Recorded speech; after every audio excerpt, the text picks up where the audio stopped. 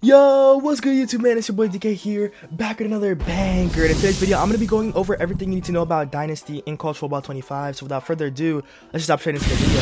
Alright, so what Dynasty pretty much is that you hop on a certain team as a head coach, offensive coordinator, or defensive coordinator, and you build up a franchise just like in Madden. If you start out as a coach, what you can do is select one of the three archetypes: a motivator, recruiter, or a tactician. Each of those will come with different strengths and weaknesses within the 11 skill trees. Each coach will gain attributes in.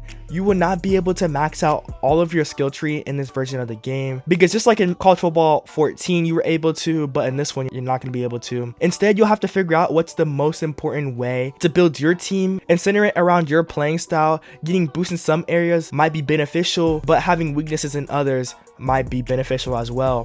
The goal of the game at every level is to make sure that the decisions you make throughout the game actually matter and have a lasting impact.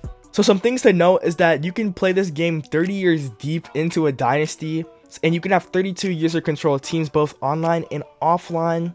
And I think EA really went for a little sandbox feel, so that pretty much this game is literally up to you. So how much time you put in is how much you're going to get out of it.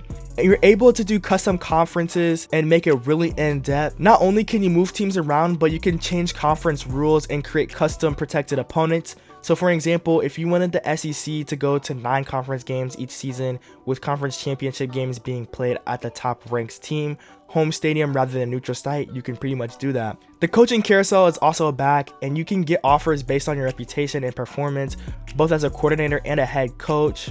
And a new thing that they added is that you're able to fire and hire members to your staff.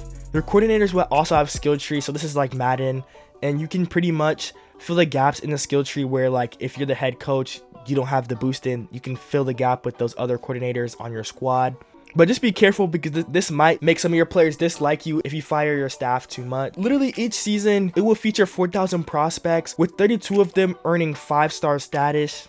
And they also are returning pitch grades, with 14 in total, including proximity to home, playing time, sending players to the NFL, and brand exposure. And many recruits will have deal breakers where they won't consider your school if you don't meet the requirements in certain areas.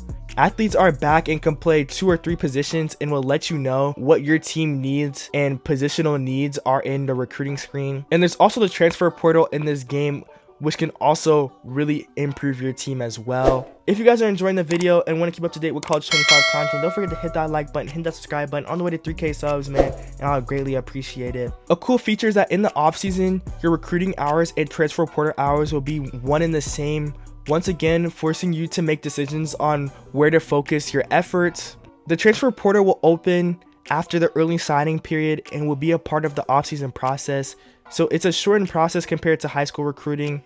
And you can also encourage your own players to enter the portal to clear up your roster.